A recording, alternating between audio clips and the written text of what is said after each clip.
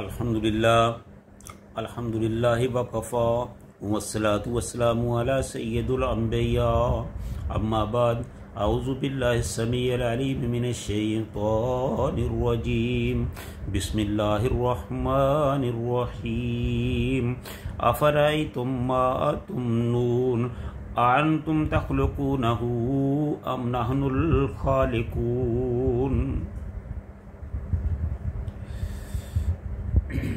नहनु क़द्दरना बैनकुमुल मौता वमा नहनु बिमस्बूकीन अला अन नुबद्दिला अम्सालकुम व नुनशियकुम फ़ीमा ला तअलमून। हर किस्म की हम्द व सना अल्लाह ताला की ज़ात वाला सफ़ात के लिए जो सारे जहानों का खालिक व मालिक और पैदा करने वाला है, और लाखों करोड़ों दुरूद सलाम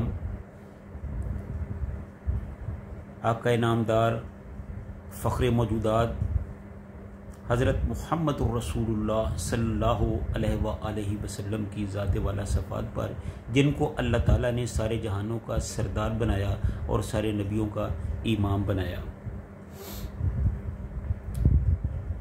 नाज़रीन, इससे पहले हम असहाबुश शमाल के हवाले से कुछ गुफ्तगू कर चुके हैं।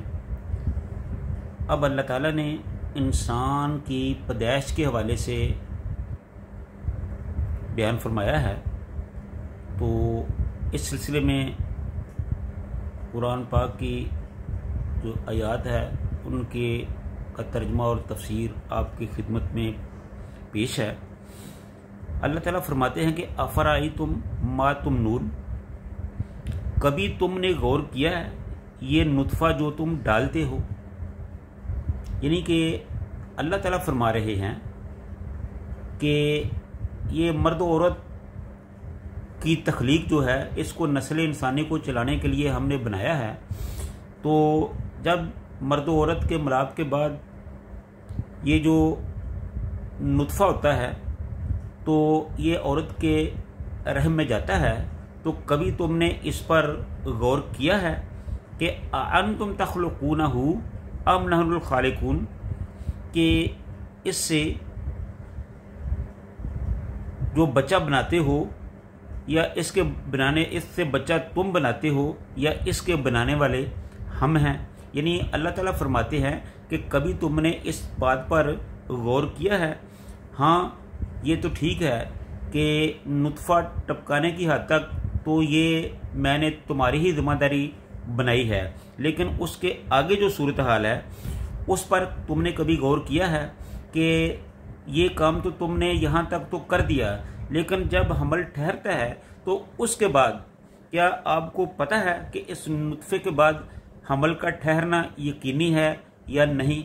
या अगर हमल ठहर जाता है तो इससे लड़का पैदा होगा या लड़की पैदा होगी, इससे वो काले रंग का होगा या गोरे रंग का होगा, इसमें वो नॉर्मल होगा या अब नॉर्मल होगा, इससे उसकी क्या कैफियत होगी, ये सारी चीज़ें जो हैं ये क्या है, ये कभी इस पर गौर किया है?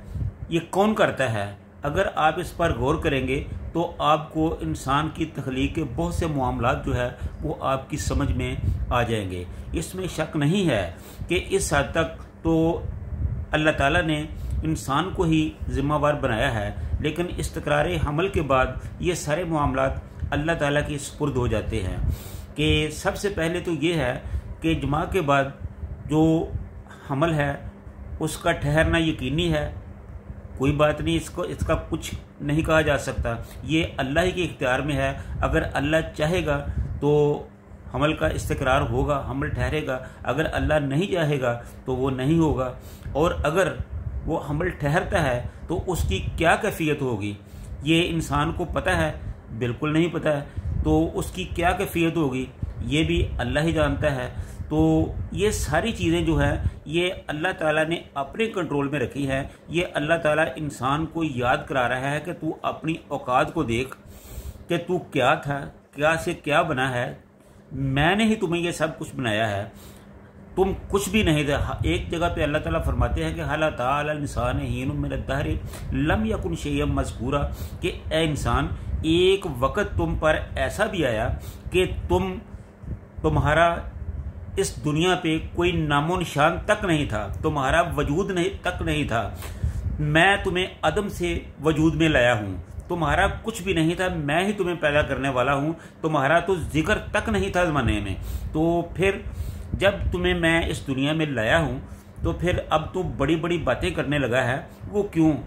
ऐ इंसान, तू समझ जा कि मैं ही तेरा खालिक हूँ, मैं जो तुम्हें हुक्म दे रहा हूँ वो तुम्हें मान। मैं तेरा खालिक हूँ, मैं तेरा राज़िक हूँ, मैं तेरी परवरिश करने वाला हूँ, मैं ही तेरा इलाह हूँ, मैं ही तेरा रब हूँ। ये सारी मेरी जिम्मेदारी है।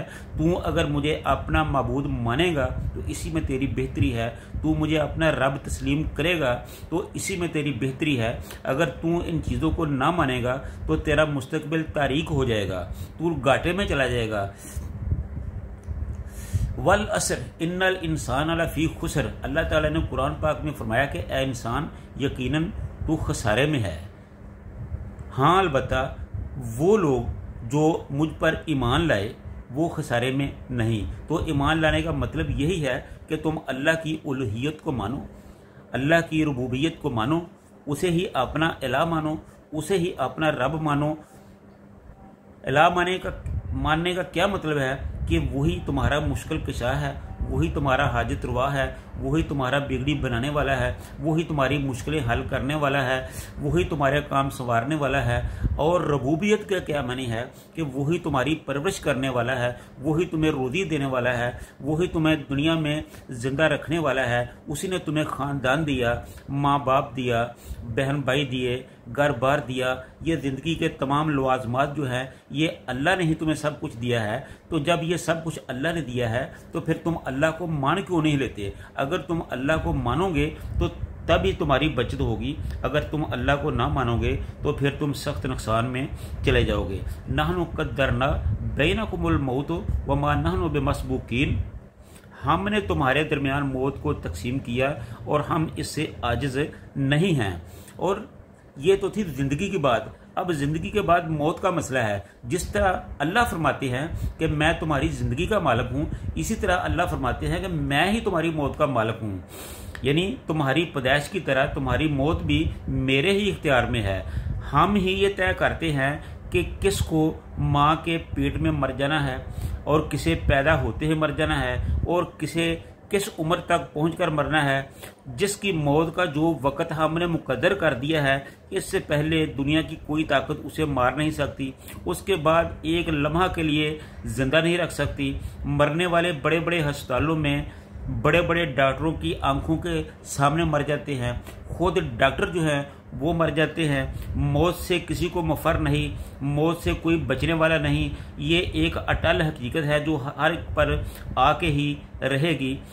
कभी कोई मौत ना कोई मौत को कभी कोई ना मौत के वक्त को जान सका है, ना आती हुई मौत को रोक सका है, ना ये मालूम कर सका है कि किसकी मौत किस दरिया से कहाँ किस तरह वाक़या होगी। ये सारी चीज़ें जो है ये अल्लाह ताला के इख्तियार में है। सो ये सारी चीज़ें बताती हैं कि अल्लाह ही मालिक मुख्तार है, उसी के इख्तियार में हमारी ज़िंदगी है, उसी के इख्तियार में हमारी मौत है। जीना मरना हर चीज़, हमारा नफ़ा नुकसान फ़ायदा, हर चीज़ अल्लाह ही के कंट्रोल में है। सो ज़रूरी है कि अल्लाह ताला ने जो ज़ाब्ता हयात हमारे लिए मुकर्रर किया है हम उसको तस्लीम करें। यानी कि अल्लाह ताला ने हमारी रहनुमाई के लिए अंबिया को भेजा, कुरान पाक जो है वो हमारे पास अल्लाह ताला ने भेजा कि हम उससे रहनुमाई करें, हासिल करें और अल्लाह के दिए हुए रास्ते के मुताबिक अपनी ज़िंदगी को बसर करें। तो नाज़रीन, जब हम अल्लाह के दिए हुए रास्ते के मुताबिक हम चलेंगे तो ही इसमें हमारी बेहतरी है, अदरवाइज़ हम गहरे बहुत ज़्यादा नुकसान में चले जाएंगे। तो इसलिए ज़रूरी है कि अल्लाह के बताए हुए रास्ते के मुताबिक अपनी ज़िंदगी को गुजारा जाए। जिन कामों से अल्लाह ने हमें रोका है उनसे रुका जाए, जो करने का हुक्म दिया गया है उनको किया जाए। यही इंसान की इसी में बका है, इसी में फ़ायदा है, इसी में इंसान की फलाह है।